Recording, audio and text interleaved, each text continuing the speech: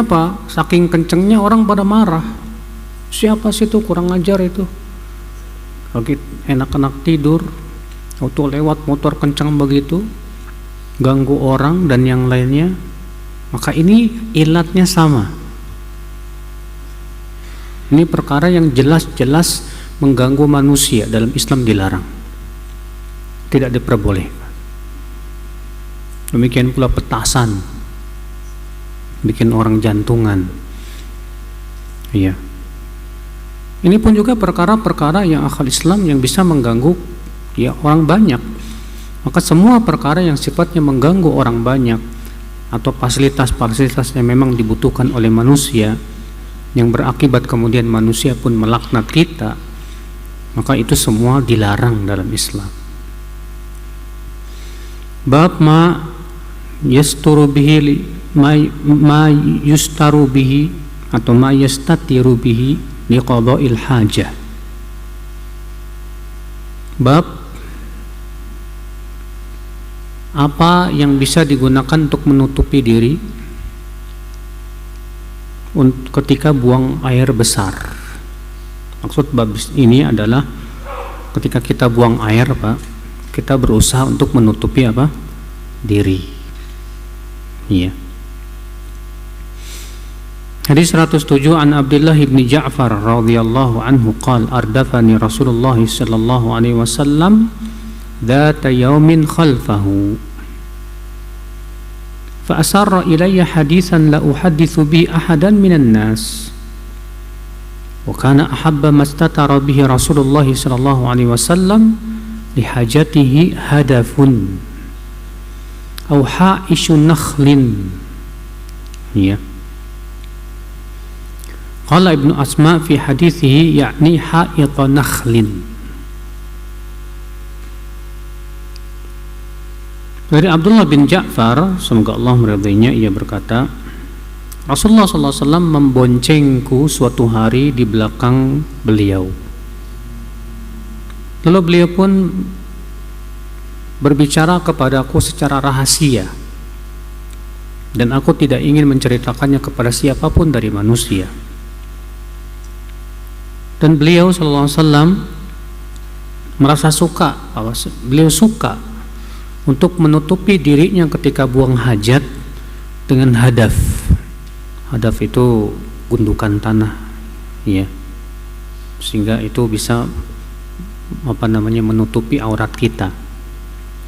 Au haishu nakhlin, atau haish kurma. Apa itu haish kurma? Di situ Ibnu Asma ya menafsirkan yakni ha'ithu nakhlin, batang pohon kurma.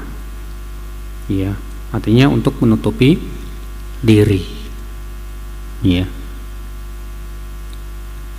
Ha'it di sini maksudnya itu bustan, kebun kurma yang cukup lebat, yang tentunya itu bisa menyebabkan kita tertutup dari pandangan manusia. Kata Abdullah bin Ja'far, Rasulullah SAW suatu hari memboncengku di atas kendaraannya di belakang. Itu menunjukkan bolehnya ya membonceng seseorang di atas kuda atau unta atau keledai, dan itu tidak termasuk menzoliminya ya, selama memang itu di bawah kemampuan binatang tersebut. Tapi kalau memang antum badannya berat, misalnya badannya sampai 200 kilo gitu, yang dimana untanya jadi keberatan, maka ini tetap tidak boleh. Karena disebutkan dalam hadis bahwa Rasulullah SAW pernah masuk sebuah kebun kurma. Kemudian Rasulullah SAW melihat seekor unta. Lalu kemudian unta itu mengadu kepada Rasulullah SAW bahwa pemiliknya itu suka memukulinya dan memberikan beban-beban yang berat, Pak. Maka Rasulullah bertanya, Man Rabbul Ibil, siapa pemilik unta ini? Lalu seorang pemuda berkata, aku ya Rasulullah. Kata Rasulullah, ittaqillah fa innaha syakat ilayya anifan. Ya, bertakwalah kamu kepada Allah, karena unta ini tadi mengadu kepadaku bahwa kamu suka memukulnya dan memberikan beban-beban yang berat. Iya. Maka ya akhal Islam, lihat Islam bagaimana adab bahkan terhadap binatang. Binatang tunggangan kita tetap tidak diperbolehkan untuk memukulinya ataupun menzoliminya atau memberikan beban-beban yang berat yang di luar kemampuan dia. Subhanallah, ya. Sampai kepada binatang ternak pun kita harus punya adab. Memang agama kita ini agama yang penuh apa? Adab, ya. Lalu Nabi SAW merahasiakan kepadaku sebuah perkataan yang aku tidak mau menyampaikan kepada siapapun juga. Dan ini menunjukkan, ya akhi, kalau ada orang ngomong sama kita, akhi bisa nggak kita ngomong berdua aja empat mata? Maka itu artinya rahasia yang tidak boleh kita sampaikan kepada siapapun, hatta kepada istri kita. Kalau kita terkadang Pak suka nyampain dengan ngomong dulu, Pak, afwan akhi, tapi ini rahasia ya akhi, ya, tolong jangan sampaikan siapa-siapa. Akhirnya jadi rahasia umum, Pak. Nanti temannya bilang lagi ke temannya lagi, ini rahasia ya, terus saja. Akhal Islam, kalau ada orang atau teman kita yang minta ngomong empat mata kemudian kita sampaikan kepada orang lain, maka kita sudah berkhianat. Iya, ini khianat itu dosa besar ya akhal Islam, dan termasuk perangai-perangai kemunafikan, ya, na'udzubillah. Hadis ini juga menunjukkan ya akhal Islam disunnahkan atau diperintahkan apabila kita buang air, ya, di luar untuk menutupi diri kita, baik itu dengan gundukan tanah ataupun dengan pepohonan ataupun dengan tembok ataupun segala sesuatu yang bisa menutupi kita akhal Islam. Iya. Maka itu sangat disyariatkan sekali, karena kita tidak diperbolehkan untuk supaya aurat kita terlihat, akhi. Iya. Bab madza yaqulu idza dakhala al-khala. Bab apa doa masuk WC. Hadis 108 an Anas radhiyallahu anhu qala kana Rasulullah sallallahu alaihi wasallam idza dakhala al-khala'a qala Allahumma inni a'udzu bika minal khubuthi wal khaba'ith.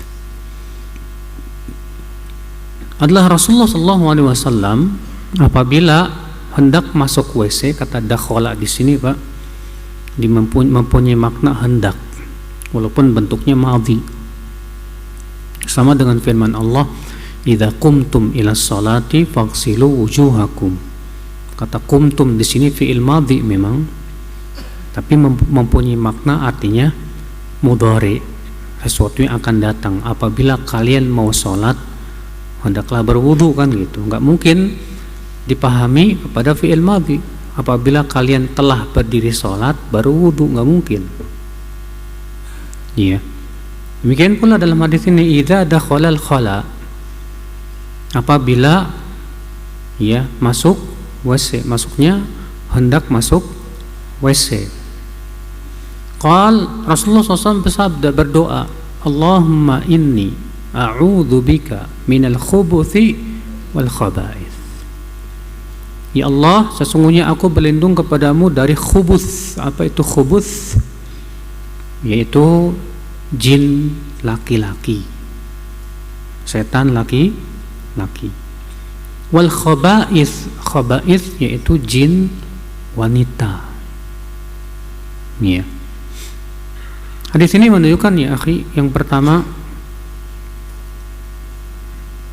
yaitu adab masuk WC. Bahwa kalau kita mau masuk WC dianjurkan untuk mengucapkan doa ini, Pak.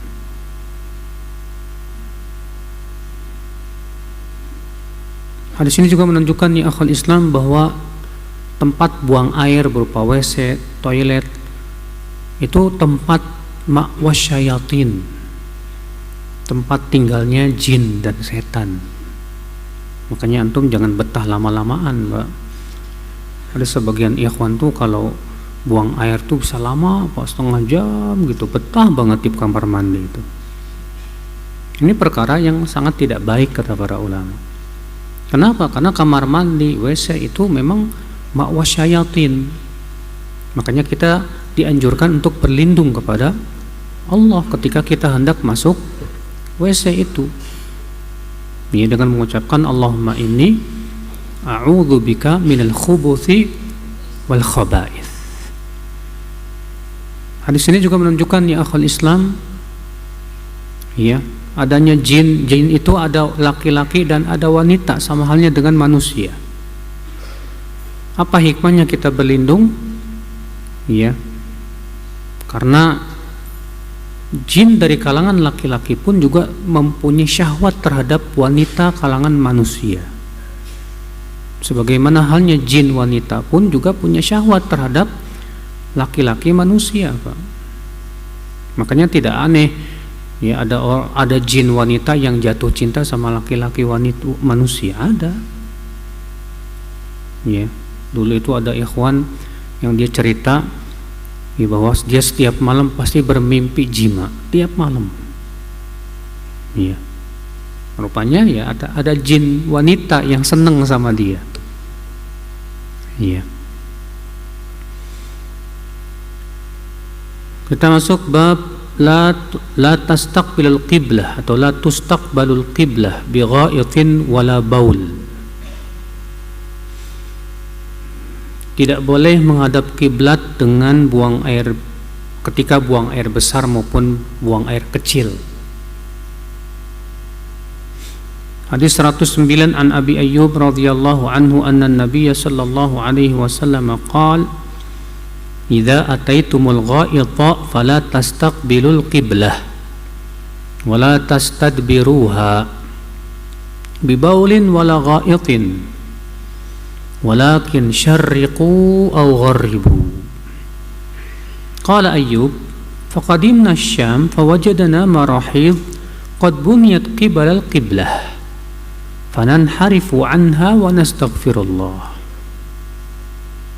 Dari Abu Ayyub Al-Ansari, semoga Allah meridainya, bahwasanya Nabi SAW bersabda, apabila kalian mendatangi atau kalian hendak buang air, ya, ketika buang air itu jangan menghadap kiblat dan jangan membelakangi kiblat.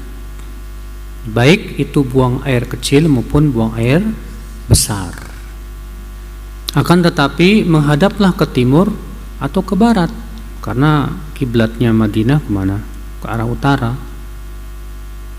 Maka berarti kalau tidak menghadap kiblat maka pada waktu itu ke timur atau ke barat. Iya. Berkata Abu Ayyub Al-Ansari,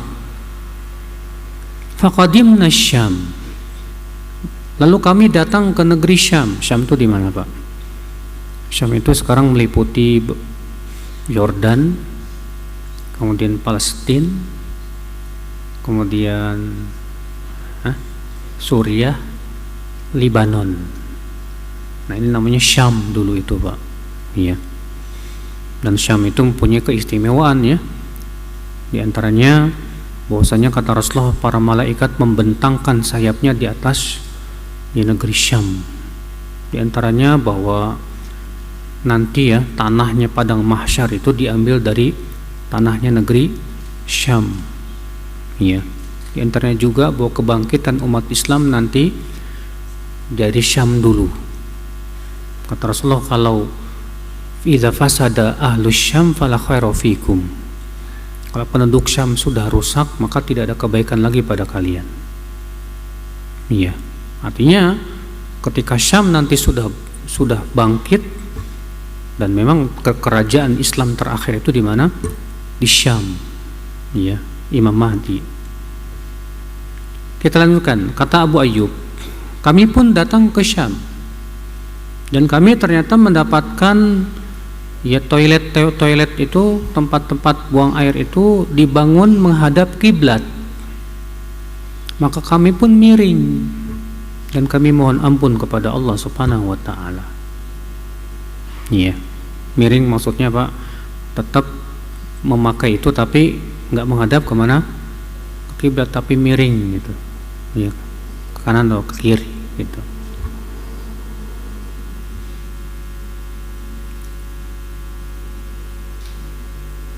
Kita langsung lanjut dulu Pak, karena hadis setelahnya berhubungan juga ya. Bab ar-rukhsah fi dzalika bil abniyah.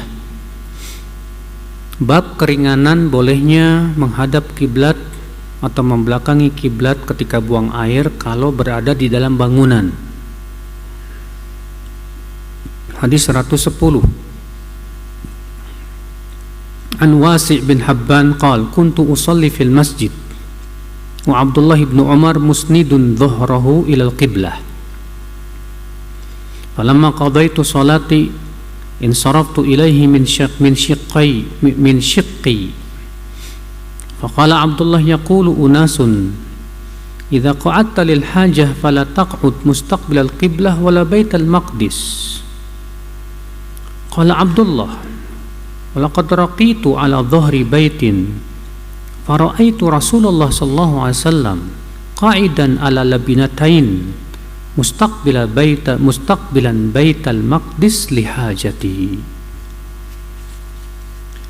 Dari Wasi bin Habban, ia berkata, aku pernah sholat di masjid dan Abdullah bin Umar sedang menyenderkan punggungnya ya ke kiblat.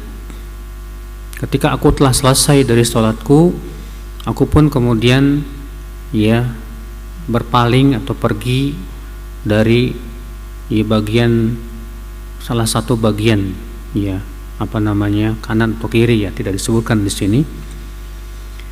Berkata Abdullah, orang-orang berkata kalau kamu duduk untuk buang hajat maka jangan menghadap ke kiblat dan jangan membelakanginya. Berkata Abdullah, sungguh aku pernah naik ke atap rumah, yaitu rumah Hafsah, dan aku melihat Rasulullah SAW sedang duduk buang air di atas dua batu bata, dan saat itu beliau menghadap ke Baitul Maqdis dan membelakangi kiblat. Iya. Nah, ini akhul Islam, dua hadis ini akhi yang menjadi perselisihan para ulama tentang masalah ya, apakah larangan menghadap kiblat atau membelakangi kiblat itu mutlak ataukah itu hanya khusus ketika di tempat terbuka saja. Adapun kalau di tempat di dalam ruangan maka itu boleh. Ini khilaf para ulama menjadi beberapa pendapat. Pendapat yang pertama ya, mereka mengatakan bahwa tidak boleh sama sekali menghadap kiblat ataupun membelakangi kiblat ketika buang air, baik itu di dalam ruangan maupun di luar ruangan. Dalilnya mana? Yaitu hadis Abu Ayyub yang pertama tadi, Pak. Karena dalam hadis Abu Ayyub itu berkata apa? Nabi SAW bersabda, apabila kalian buang air, jangan menghadap kiblat dan jangan membelakangi kiblat, tapi menghadaplah ke timur atau barat. Apa kata Abu Ayyub? Lalu kami datang ke Syam dan ternyata kami melihat WC telah dibangun menghadap kemana? Ke kiblat. Di sini Abu Ayyub memahami hadis tersebut umum, tidak boleh, walaupun di dalam ruangan WC. Ya. Dan ini pendapat yang masyhur daripada mazhab Hanafiyah dan riwayat dari Imam Ahmad bin Hanbal. Dan ini pendapat yang dirajihkan oleh Syekhul Islam Ibnu Taimiyah, demikian pula Ibnu Qayyim, demikian pula Syekh Albani rahimahullah dan yang lainnya. Sementara sebagian ulama, ini pendapat Imam Malik dan Imam Syafi'i dan salah satu riwayat dari Imam Ahmad ya, berpendapat bahwa larangan itu khusus kalau di luar ruangan saja. Adapun kalau di dalam ruangan maka tetap tidak boleh. maka boleh. Maaf. Dasarnya mana? Hadis Abdullah bin Umar,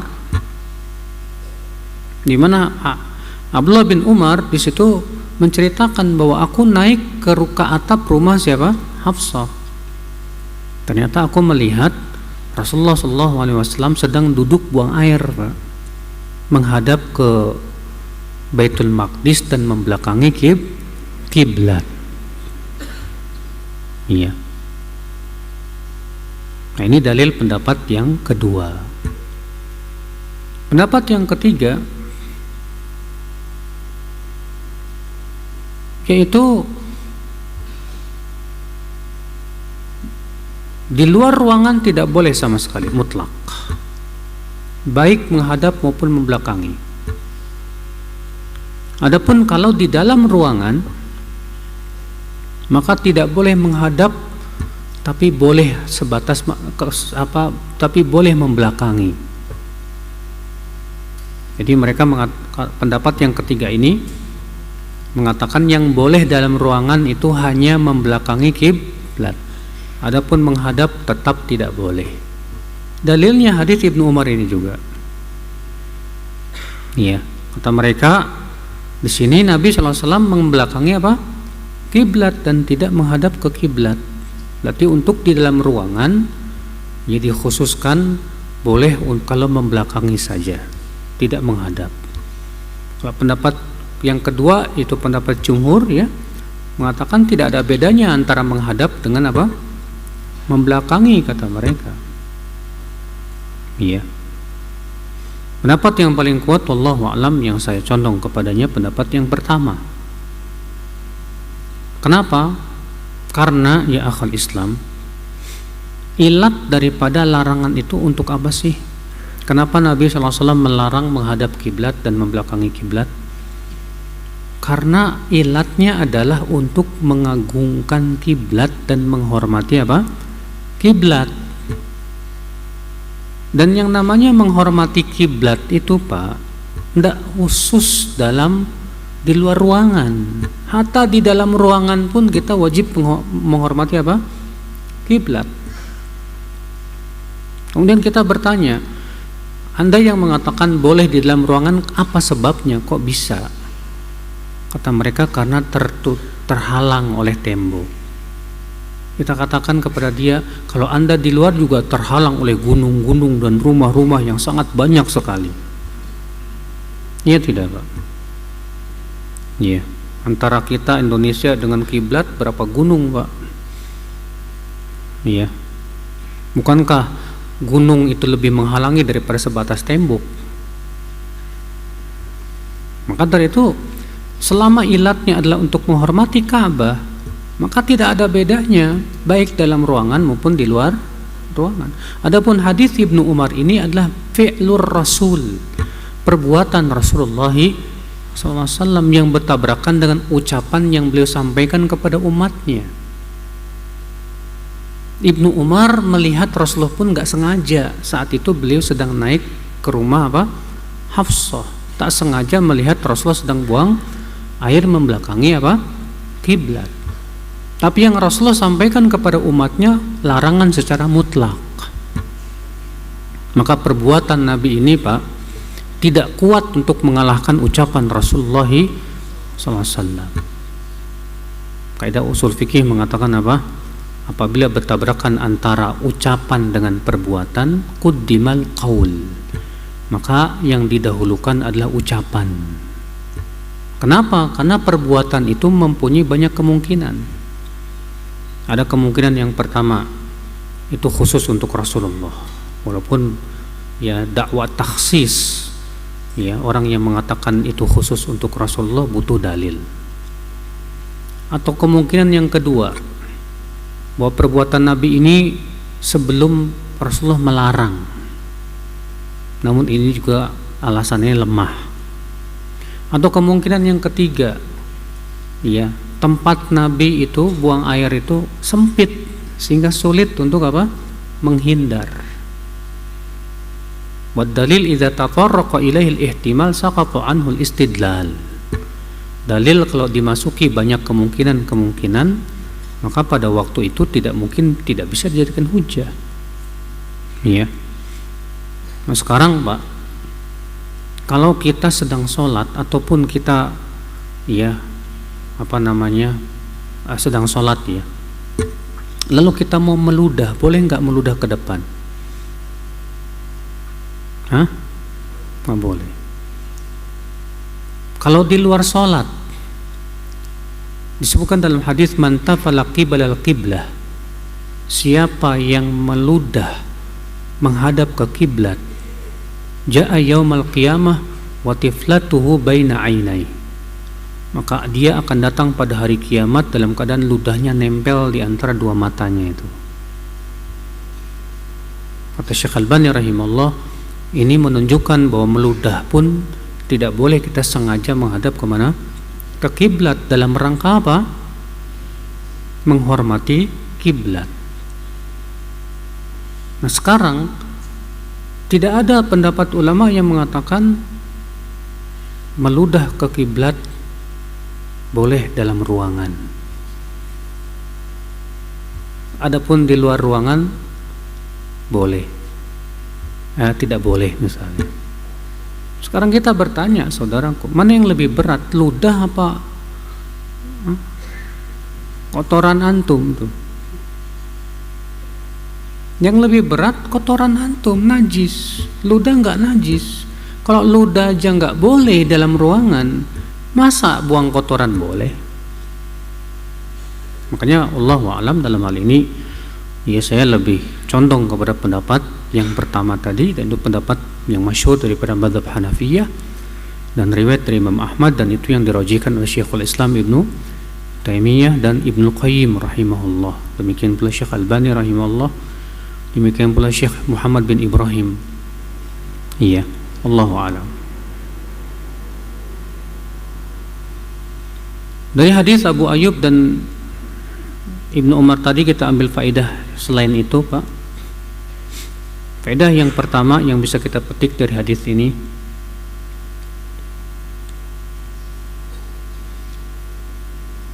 yaitu adab di dalam buang air.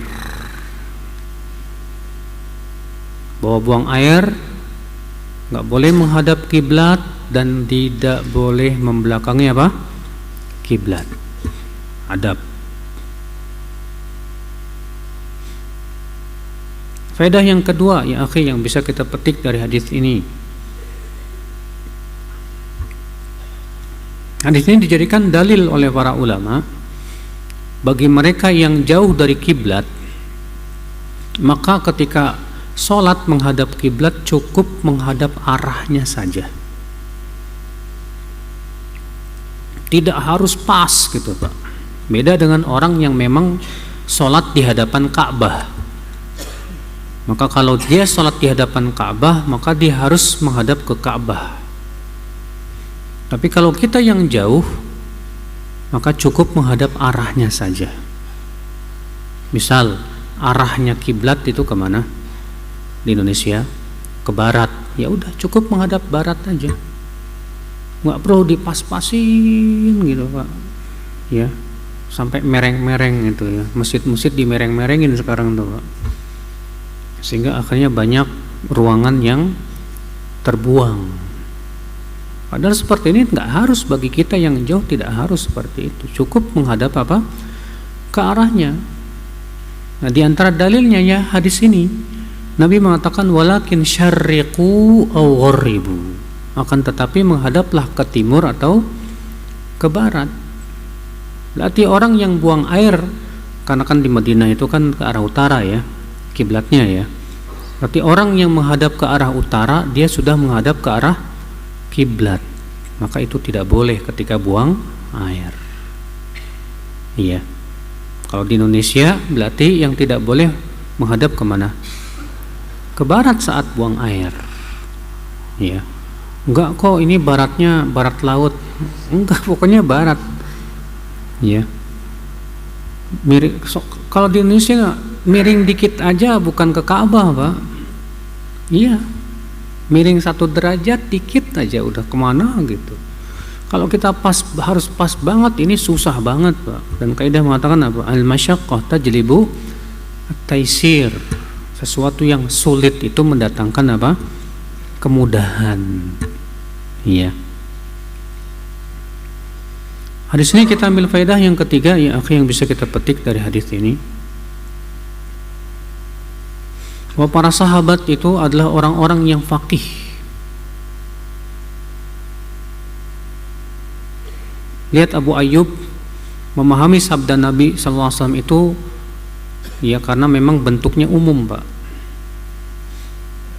Kata Abu Ayyub, kami datang ke Syam, kami dapati WC telah dibangun menghadap kemana? Ke kiblat. Sementara larangan Nabi tersebut sifatnya umum, tidak? Umum. Nah ini para sahabat itu sangat paham masalah-masalah seperti ini, mana umum, mana khusus, mana mutlak, mana muqayyad. Makanya di zaman sahabat itu, Pak, yang namanya usul fikih belum dibutuhkan. Ketika banyak orang yang tidak paham bahasa Arab, ya bentuk-bentuk bahasa Arab, akhirnya para ulama merasa perlu untuk membuat sebuah ilmu namanya usul fikih. Dalam rangka apa? Dalam rangka menjaga Al-Quran dan hadis supaya tidak salah dalam dipahaminya. Difahami apa dibahas itu bentuk yang umum, ya bentuk yang khusus. Kalau umum bertemu dengan khusus bagaimana, gitu kan? Demikian pula mutlak, muqayyad, demikian pula mujmal, ya mubayyin dan yang lainnya. Itu dibahas dalam ilmu usul fikih. Dan di zaman sahabat belum ada. Kenapa? Karena para sahabat sudah paham masalah-masalah seperti itu, Pak. Ini dia Ibnu Umar, ya, ketika melihat Rasulullah SAW membelakangi Ka'bah, maka beliau memahami, oh berarti keumuman larangan itu dikhususkan. Karena di sini bertemu antara hadis yang umum dengan hadis yang khusus. Iya.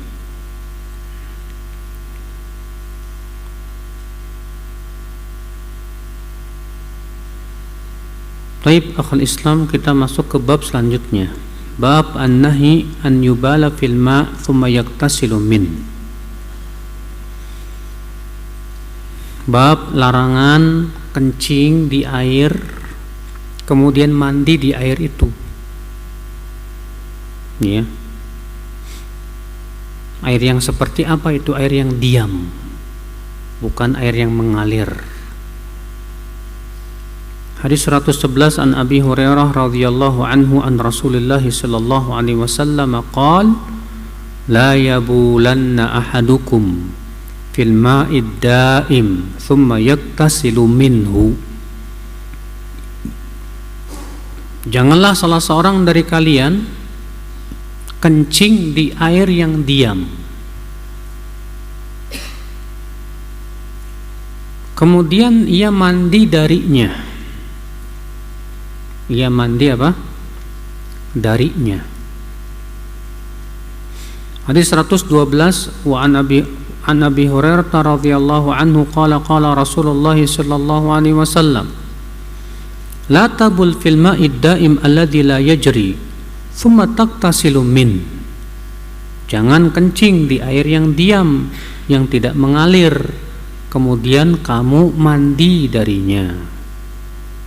Ya, mandi darinya beda dengan mandi di dalamnya, Pak. Dalam lafaz Abu Daud dengan lafaz thumma yaktasilu fihi, pakai fi. Dalam riwayat ini minhu. Ya, kalau fihi artinya nyebur gitu. Kalau minhu artinya ngambil pakai gayung, cebur gitu, Pak. Iya, paham tidak? Hadis ini menunjukkan, akhi, kita ambil faidah yang pertama, larangan kencing di air yang diam. Larangan kencing di air yang diam.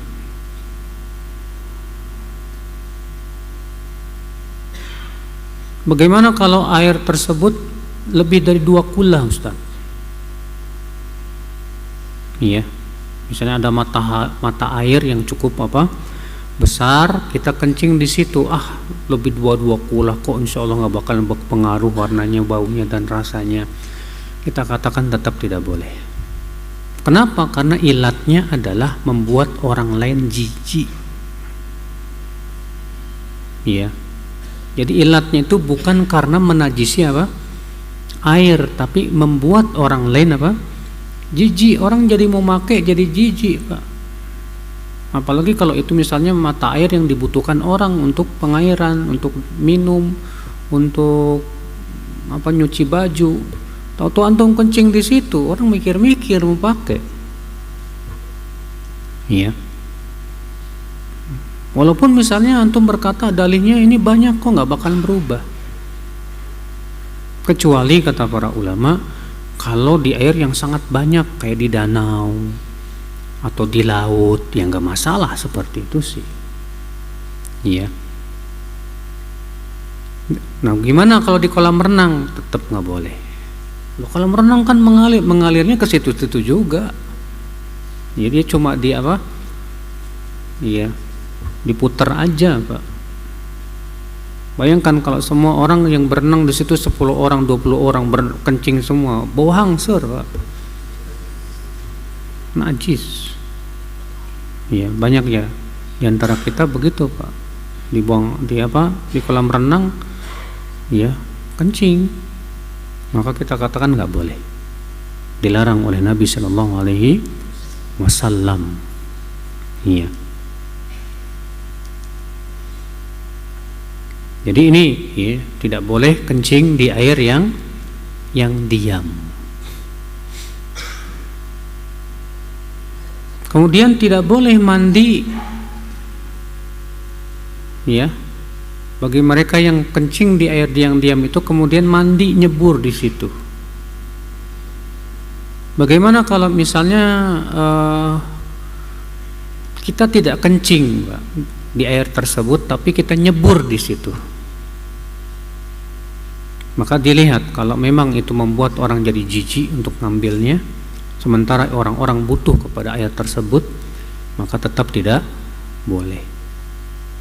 Karena memang ilatnya tadi, Pak, alasan pelarangannya membuat orang lain merasa jijik untuk mengambil air tersebut, sementara mereka membutuhkan air tersebut. Apalagi di padang pasir sana, Pak, yang namanya air itu ya, kalau ada itu Masya Allah sangat dibutuhkan sekali untuk kebutuhan minum dan yang lainnya.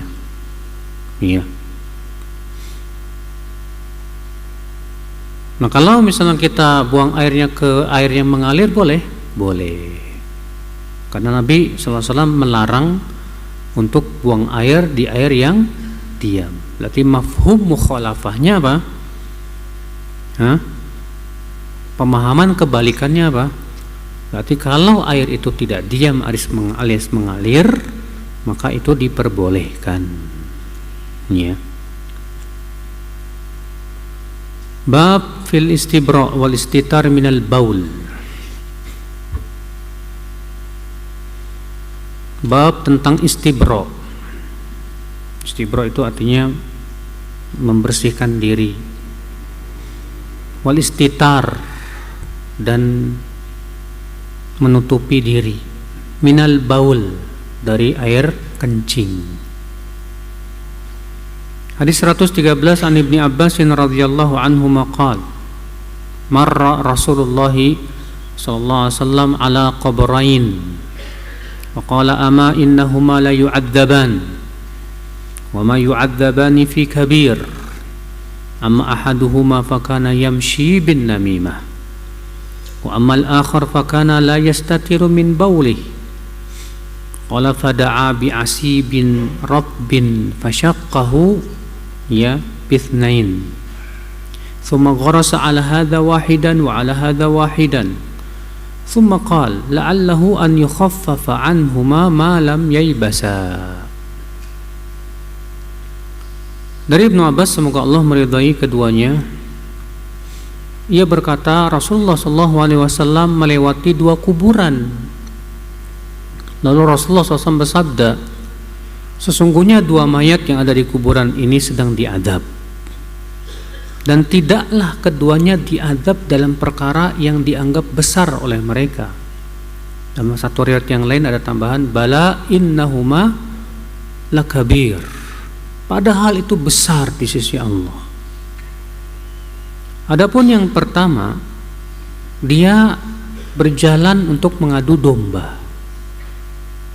Dalam satu riwayat Imam Ahmad, ya, dia fakana yaktabun nas, dia suka menggibahi manusia. Wa amal akhar, dan adapun yang kedua, maka ia tidak menutupi dirinya dari air kencing, nggak berhati-hati dari air kencing itu, Pak. Lalu Nabi SAW mengambil pelepah kurma, Pak, batang kurma, yang kemudian beliau membelahnya jadi dua. Lalu kemudian ditancapkan satu di satu kuburan, yang satu lagi tancapkan di kuburan yang lain. Lalu Rasulullah bersabda, mudah-mudahan keduanya diringankan azabnya selama belum kering. Selama belum apa? Kering. Hadis ini kita ambil faidah akhwal Islam. Yang pertama, isbatu adzabil qabr, penetapan akan adanya adab kubur. Karena ini keyakinan Ahlus Sunnah wal Jamaah bahwa adab kubur itu hak, benar adanya, Pak.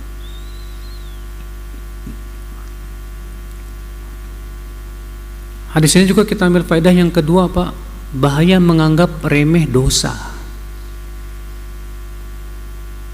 Kenapa? Karena orang ini, kata Rasulullah, diadab bukan dalam perkara yang dianggap besar, padahal itu besar. Akhirnya mereka menganggap remeh ini dosa ini, Pak. Dan menganggap remeh dosa ini, Pak, adalah merupakan salah satu perkara yang diridhoi oleh setan. Kata Rasulullah SAW, inna syaitan qad aisa an yu'bad bi ardikum walakin radhiya lakum mimma tuhaqiruna min a'malikum, atau kama qala. Kata Rasulullah SAW, setan itu sudah merasa putus asa untuk disembah di negeri kalian tuh. Tapi setan ridho kalian menganggap remeh perbuatan kalian. Iya, orang kalau sudah menganggap remeh maksiat, biasanya dia akan lakukan itu, Pak. Iya. Bahkan Ibnu Qudamah dalam kitab Mukhtasar Minhajil Qasidin menyebutkan bahwa dosa kecil itu bisa berubah menjadi dosa besar pada beberapa keadaan. Di antaranya apa? Di antaranya ketika dia melakukan dosa kecil itu karena meremehkan, maka itu bisa berubah menjadi dosa besar. Ya. Hadis ini juga menunjukkan akal Islam haramnya namimah. Apa sih namimah, Pak? Ngadu domba. Nah, itu termasuk dosa besar. Ya. Dari mana kita tahu itu dosa besar? Karena pelakunya diancam, diadab dalam kubur. Ya. Hadis ini juga menunjukkan akal Islam di antara sebab seseorang diadab kubur tidak berhati-hati dari air kencing. Dalam hadis yang lain Rasulullah SAW sabda, istanzihu minal baul fa inna ammata adzabil qabri min. Ya, hati-hati kalian dari air kencing, karena kebanyakan azab kubur itu gara-gara air kencing. Masya Allah. Iya. Hadis ini juga menunjukkan akal Islam. Nah, di sini dijadikan dalil oleh sebagian orang, Pak, sunnahnya menanam pohon di kuburan. Iya. Alasannya ini, Nabi Shallallahu Alaihi Wasallam menancapkan pelepah kurma. Sebagian ulama seperti Imam Nawawi mengatakan, apa sih tujuan Nabi menancapkan pelepah kurma? Yaitu karena ya pelepah kurma itu berzikir, sehingga zikirnya pohon pelepah kurma itu meringankan. Maka dari itu kata mereka, ya, ditancapkan pohon lebih baik supaya dia berzikir terus kan. Maka kita katakan, ya akhi, ini pemahaman yang tidak benar.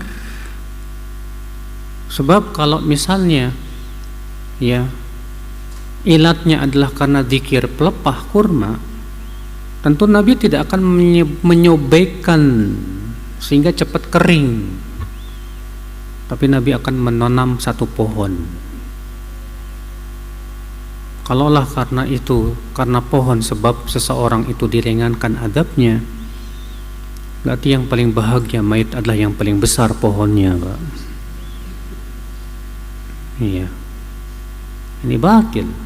Yang sahih ini adalah syafaat Rasulullah sallallahu alaihi wasallam. Memang ada satu sahabat yang memahami dari hadis ini disunahkan, yaitu Abu Darda. Tapi sahabat ini diselisih oleh sahabat yang lain yang sangat banyak. Tidak ada satupun sahabat yang lain seperti Abu Bakar, Umar, Utsman, Ali yang memahami ya pemahaman seperti itu. Makanya di kuburan baqinya Rasul tidak ada satupun yang ditanami pohon. Ya. Karena memang yaitu tidak disyariatkan. Ya Allahu a'lam. Demikian wabillahi taufik. Assalamualaikum warahmatullahi wabarakatuh.